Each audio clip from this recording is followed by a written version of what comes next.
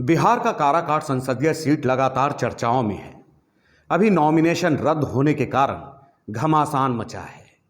1 जून को यानी कि अंतिम चरण में वहां पर मतदान होना है। काराकाट में 27 में से 13 उम्मीदवारों का नामांकन रद्द हो गया है।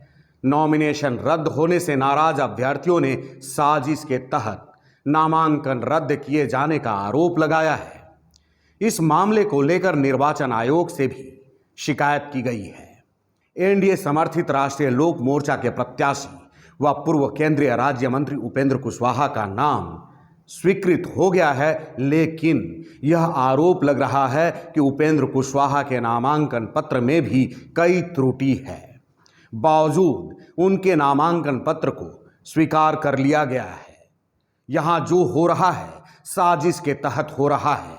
आप सुन सकते हैं उन उम्मीदवारों का बयान जिनके नामांकन को रद्द कर दिया गया है, जिनमें नौकरी वाली दीदी के नाम से मशहूर किरण प्रभाकर भी हैं। हम सब नोटा पे वोट डालने वाले हैं, हम सब बगावती बनेंगे। इतना ऐसे थोड़े होता है कि हम पे इस तरह से निरंकुश शासन लगाया जाए और हम बर्दाश्त करते जाएं। हम पागल दिखते हैं। एक तो अन्याय उनका चल रहा है कि लगातार 3 टर्म से सेम कुशवाहा सुस्त निष्क्रिय निकम्मे लोगों को भेजे जा रहे हैं, जो हमारे क्षेत्र को दिनों पर दिन अंधेरे में ढकेलते जा रहे हैं। शिक्षा, रोजगार, धन संपत्ति, विकास, सब पर गंदगी छिड़क दिया उन्होंने।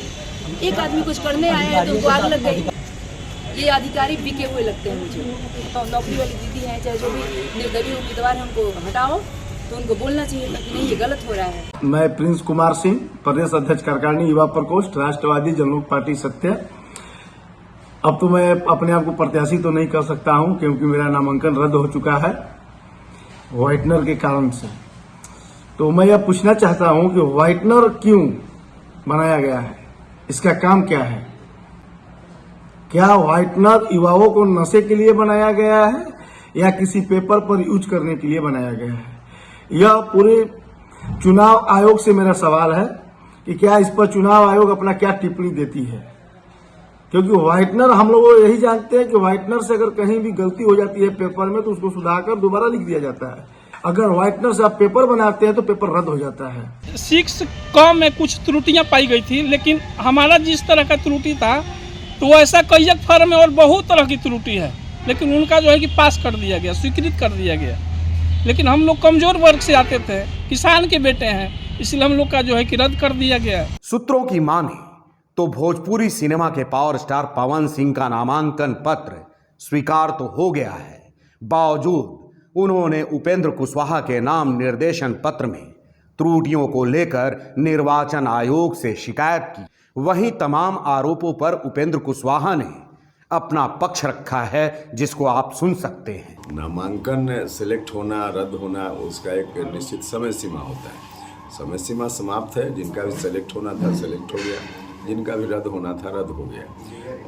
मीन में निकालने वाले निकालते हैं, उनकी मर्जी, उस पर हम क्या टिप्पणी करें, लेकिन अब कोई इसका अर्थ नहीं है।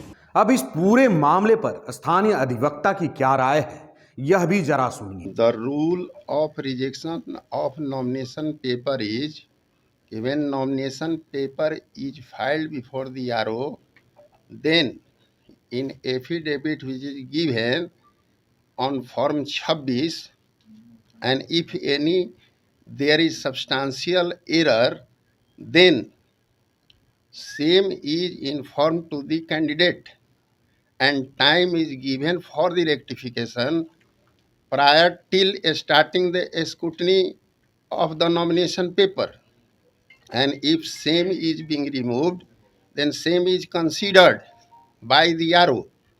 But if substantial error is not removed, then nomination paper can be rejected by the RO.